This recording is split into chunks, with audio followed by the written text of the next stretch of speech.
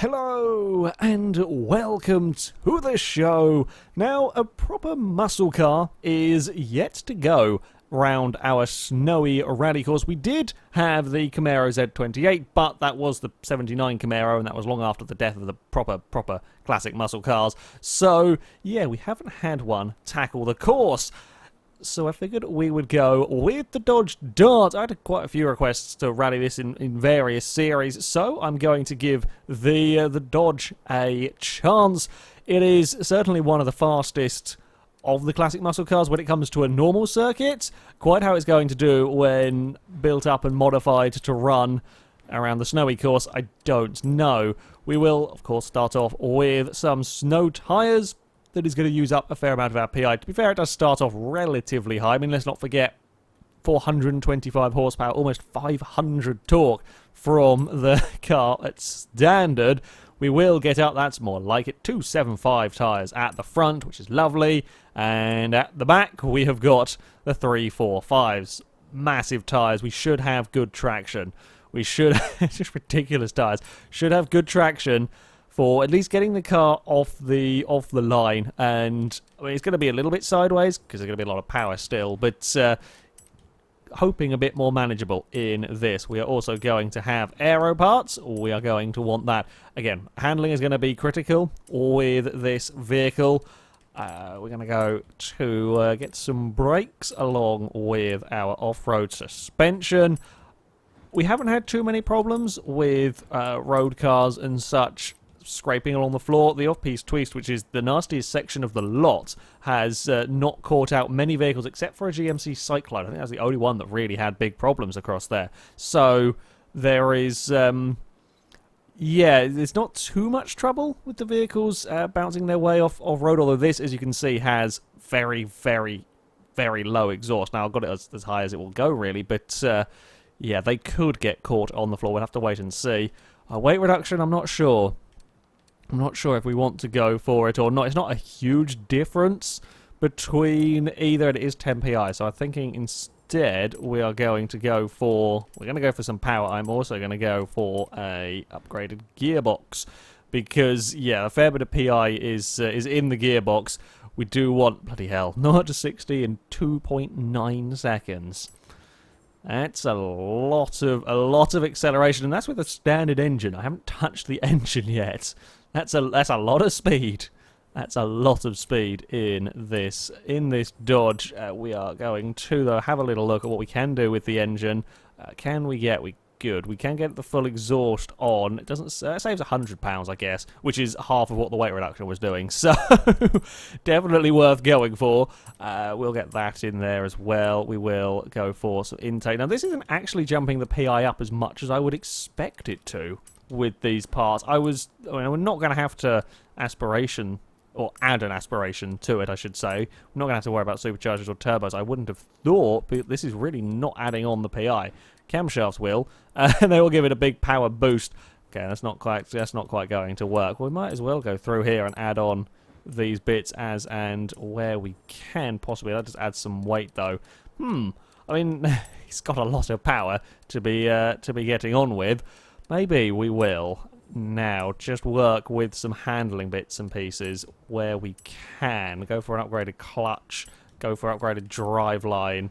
There we go. Because if we go up to, you know, silly horsepowers, we're just going to waste all of our time spinning the wheel. So we've saved as much weight as we can. We should have more than enough power to accelerate the car quickly out of the corners. Plenty of torque as well, and, well, massive grip. Will it be able to beat the RX-8 is its main rival? Possibly. Although I did think that the Camaro stood a very good chance of going quicker than the Mazda, and that didn't. So yeah, we shall wait and see. So it is off to the Mountain Peak Scramble with our Dart. I'm going to have 5 laps in an attempt to go as fast as possible. Our main rival is, as I said, the RX-8 at 1:29.3. is the time to beat. The slowest of the all-wheel drive cars is the 126.1 from the Volvo S60. Now, if this can go quicker than the RX-8, I'd be interested to see just how close it can get to the Volvo. I mean, the fastest car around here, the Lancia that went out last time, is in the 22s. We can pretty much ignore that. We're never going to be getting even remotely close to that with a rear-wheel drive car. However, yeah, if this can go quicker than the RX-8, I mean, I like having the RX-8 at the top of the table, do not get me wrong, or the top of it, it's kind of category almost. However, if it gets displaced by a Dodge Dart, I'm okay with that. I'm perfectly okay with that. We go through Rolvia, we don't even get a lift through that section at all from the Dart. Nice and composed. Heading into McRae now. We are struggling a little bit. I didn't get the line perfect through there. I definitely think we can get away with more speed now. The off-piste twist is a very, very different section in a rear-wheel drive car to an all-wheel drive. I'll go from the Lancia to driving this. It's a whole different ballgame. The Lancia, once you've got it turned in, you are just flat out in, or you boot it out of that section. You might have to have the odd lift on so on, depending on quite what line you're taking. But in a rear-wheel drive car, you've got to really be careful with the throttle. Although it is looking pretty good, actually. Again, considering there's a lot of power and torque in this monster, it is doing pretty damn well through these corners. Slow it down into Diabolica. Yeah, you just can't throw it into the corner. We didn't dip below 50 miles an hour with the Delta at all. I think we almost kept it above 60 through that section, whereas you just can't do that with the Dart. There isn't the grip. Likewise, the final corner there, Saturite, it was kept at almost above 60 in the Delta, although a 132.2 from an opening lap is not too shabby at all from our Dodge. Get it turned around the opening corner as best we can. Try and put that power down, and it is a little bit of airtime, in fact. This is the first rear-wheel drive car that's actually properly got off the ground at that section. Launch our way up. There we go. We found the bump. It doesn't really affect the Dart so much. You notice that you've hit it, but that's about it. That almost launched the Fulvia onto its roof. Oh, that's kind of bravery. About 93 miles an hour through McRae is not bad going for the Dodge Watson. Not bad going for any rear-wheel drive car through that section. The all-wheel drive cars have been getting up towards 100 miles an hour on the exit. It's got 96, I think. So it is, yeah, putting in a good showing at these corners, but it can maintain the corner speed relatively well. It's got the giant tyres to get away with it, but it can't then accelerate out the other side of the corner. That is where all of the time is lost as we dive to the inside. First part of the gimmies, and through the second part we play it very, very risky, almost missing the checkpoint. Oh, we keep it above 50 miles an hour that time around. Ran a little wide, could have turned in slightly sooner at that corner. Oh, slow it down for the final turn. Clonk that. That's kind of all screwed it up slightly as we leave that final turn. Oh, it's into a 29.3 from the Dart. This is going to be pretty close. This is going to be pretty damn close. In fact, I just had a brief check, hence why I missed that pissing checkpoint. It is, yeah, 29.3. It is fractionally down on the RX-8. Don't look away at the computer screen, because you're not quite sure, or you've not quite remembered what time a car has done.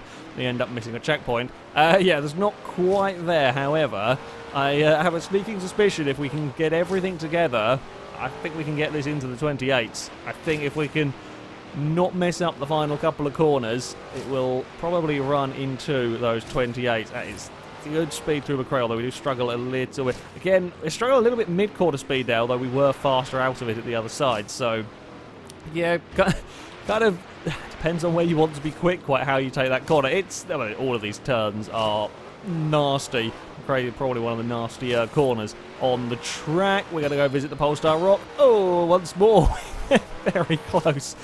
Oh, there could not have been much space there between the rear of our car and that rock. That was really pushing my luck. Oh, rear wheels on the ice. Yeah, that's all gone. That's not what you want to be doing. I realised when I turned in, I got the front turned in just about well enough, but the back was never going to make that.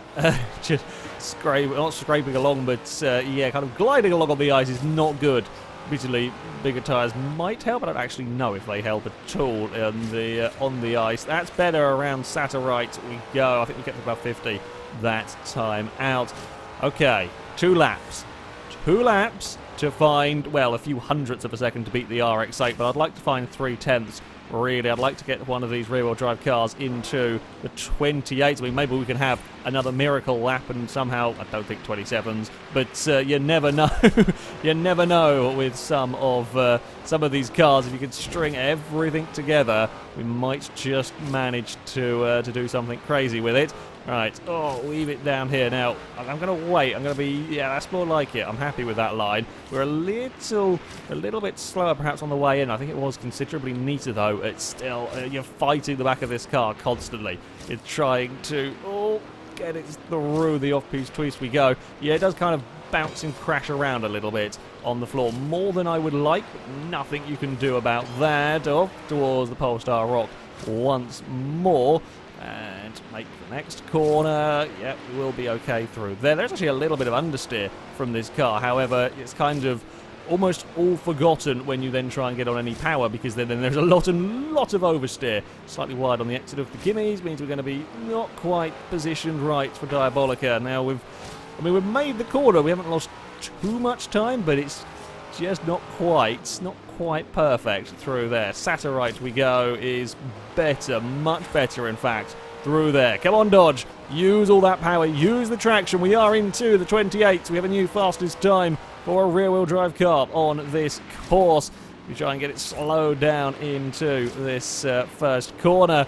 Yeah, that's a good time from the car. The RX-8 has been proving to be a tough vehicle to beat, and the Dart has gone convincingly faster, half a second quicker. Can we get any more, though, out of this crazy machine? Dare I throw it in with any more speed through McRae? It's a little bit more speed, but then a lot more sliding on the way out the other side. We are slightly too close on the, I think, the oversteer moment through McRae has ended up putting me all out of position for the off-piste twist, and that then made me slow through there. So yeah, I think that might have killed it. Well, I will keep going, of course. I will push it as hard as I can. Yeah, you get a slide at the wrong moment. The back end is kind of doing all the work through that corner. If that's kind of dictating where you're going and you end up getting flung into the corner a bit too soon, not good. I mean, that is one of the real difficulties, of course, with a high-powered rear-wheel drive muscle car that is going to be oversteer when you're driving it on snow. Yeah, I have to say, despite having some of the biggest, in fact, probably the biggest tyres we've had on a car in this series, this is very, very oversteering, more so than the likes of the RX-8. As we come up towards the finish line, it is going to be quicker, actually. I'm surprised at that one. I was not expecting that. A 28.3 from the Dart on the final lap. I really thought I had screwed that one up. I thought we were done for when we went through the off-piste. Maybe just the line that I ended up taking through there was better. Maybe I certainly know Diabolica was a bit better on that run. I was not expecting to suddenly find half a second there. That's some good going from the Dart. A 128.3 from the vehicle. Yes, it is very, very oversteery. Even with the giant tyres, it is a very, very oversteery car. Even more so than other rear-wheel drive cars that have run around this course, and some of them with similar, if not more, power than this. So that is a damn good time. I did think this might be quite fast.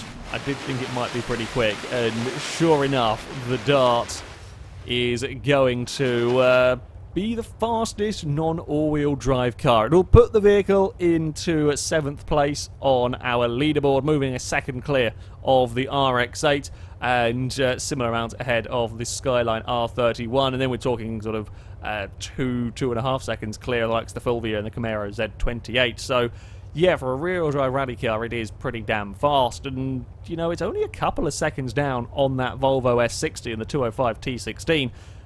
And yeah, for a rear-wheel drive car in these sort of conditions, that's not bad at all. That is not bad at all from the Dart. It's always going to struggle in terms of putting power to the road, but obviously it's not losing as much time as some other vehicles, even if it does really, really like to be going sideways.